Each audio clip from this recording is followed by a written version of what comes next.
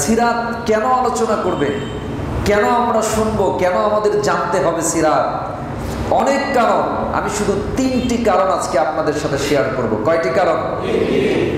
3টি কারণ আমি শেয়ার করতে চাই, যে কারণগুলো আমাদেরকে বুঝতে পারবো কেন আমাদেরকে সিরাত জানতে হবে, রাসূলুল্লাহর জীবনী জানতে হবে।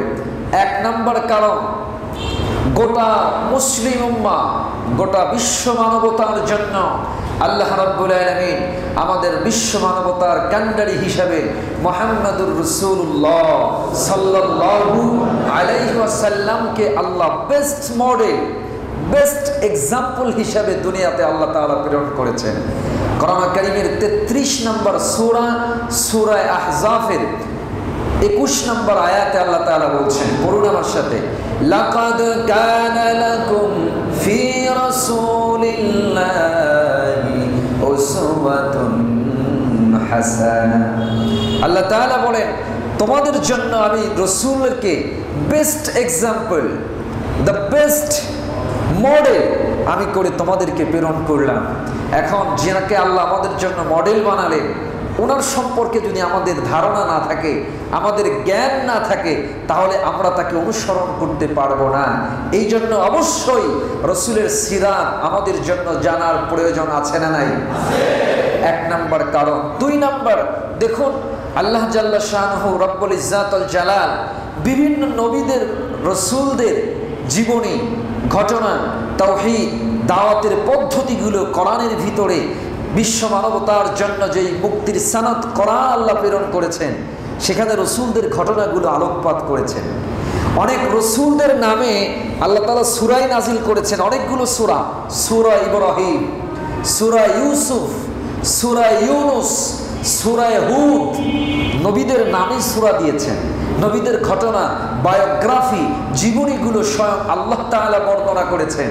এবং কেন বর্ণনা করলেন, কারণটা কি? আল্লাহ তাআলা কারণ নিজে বর্ণনা করছেন। আল্লাহ তাআলা বলেন, ওয়া কুল্লান নাকুসসু আলাইকা মিন আনবাইর রাসূল। কোরআন কারীমের 11 নম্বর সূরা, সূরা হুদের 120 নম্বর আয়াতে আল্লাহ তাআলা বলেন, ওয়া কুল্লান নাকুসসু আলাইকা মিন আনবাইর রাসূল মা নুসাব্বিতু বিহি ফুআদাকা ওয়া জাআকা ফি হাযিহিল হক্ক ওয়া মাউইযাতু ওয়া যিকরা লিল মুমিনিন।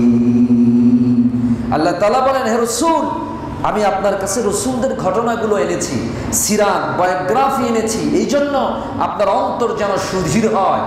আর কিয়ামত পর্যন্ত রাসূলদের জীবনীর ভিতরে, রাসূলদের সিরাতের ভিতরে রয়েছে মুমিনদের জন্য উপদেশ, নসিহা, মুমিনদের জন্য শিক্ষা। এই জন্য অবশ্যই আমাদেরকে রাসূলদের জীবনী, বিশেষ করে আমাদের নবী মুহাম্মদুর রাসূলুল্লাহ সাল্লাল্লাহু আলাইহি ওয়াসাল্লামের জীবনী, বায়োগ্রাফি, সিরাত আমাদের জানার প্রয়োজন আছে না নাই?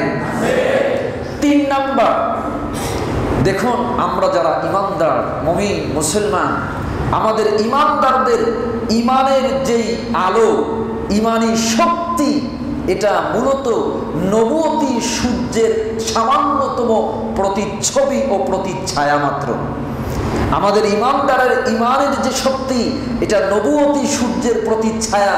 এই জন্য নবীর সাথে ঈমানদারদের কানেকশন, ঈমানদারদের সম্পর্ক অত্যন্ত গভীর। কতটা গভীর? আল্লাহ রব্বুল ইজ্জাত স্বয়ং নিজে কোরআন কারীমের 33 নম্বর সূরা, সূরা আহজাবের আল্লাহ তাআলা 6 নম্বর আয়াতে বলছেন, আন-নাবিয়্যু আওলা বিল মুমিনিনা মিন আনফুসিহিম। আল্লাহ তাআলা বলেন, আন-নাবিয়্যু আওলা বিল মুমিনিনা মিন আনফুসিহিম। নবী মুমিনদের কাছে, মুমিনদের নিকট তাদের নিজেদের থেকেও ঘনিষ্ঠ। আমাদের নিজেদের থেকেও নবী আমাদের কাছে কাছের না দূরে? সবাই বলো কত কাছে, কতটা কাছে হওয়া প্রয়োজন। হযরত আনাস রাদিয়াল্লাহু তাআলা আনহু বলেন, লা ইউমিনু আহাদুকুম হাত্তা আকুনা আহাব্বা ইলাইহি মিন ওয়ালিদিহি ওয়া ওয়ালাদিহি ওয়ান নাসি আজমাইন। হযরত আনাস রাদিয়াল্লাহু তাআলা আনহু বলেন, বিশ্বনবী মুহাম্মদ আরবি সাল্লাল্লাহু আলাইহি ওয়াসাল্লাম ইরশাদ করেছেন, তোমরা ততক্ষণ পর্যন্ত পূর্ণাঙ্গ ঈমানদার হতে পারবে না যতক্ষণ না তোমাদের অন্তরে আমি রসুলের ভালোবাসা, মহাব্বত, আমি রসুল সম্পর্কে জ্ঞান, আমি রসুলের মহাব্বত তোমাদের অন্তরে, তোমার ছেলে মেয়ে, ব্যবসা বাণিজ্য, সম্পদ সব কিছু থেকে যতক্ষণ বেশি না হবে ততক্ষণ পরিপূর্ণ ঈমানদার হতে পারবে না। এই জন্য রসুলের সম্পর্কে জানা, রসুলের জীবনী সম্পর্কে সম্যক নলেজ, ক্লিয়ার কনসেপশন আমাদের জন্য অতীব প্রয়োজনীয়। এছাড়াও অনেক কারণ আছে। এজন্য আমরা ইনশাআল্লাহ ধারাবাহিকভাবে প্রতি জুমায় 2 মাস, প্রয়োজনে 3 মাস লাগিয়ে রসুলের জীবনের সারাংশটা মোটামুটিভাবে জানার চেষ্টা করব। প্রত্যেকটা যখনই যে লেসন থাকবে আমি ওই লেসনটাকে আপনাদের সাথে আলোচনা করব। আমরা সবাই যেন সে লেসনটাকে আমাদের জীবনেও বাস্তবায়িত করতে পারি, সেই তৌফিক আল্লাহ তাআলা আমাদের দান করুন।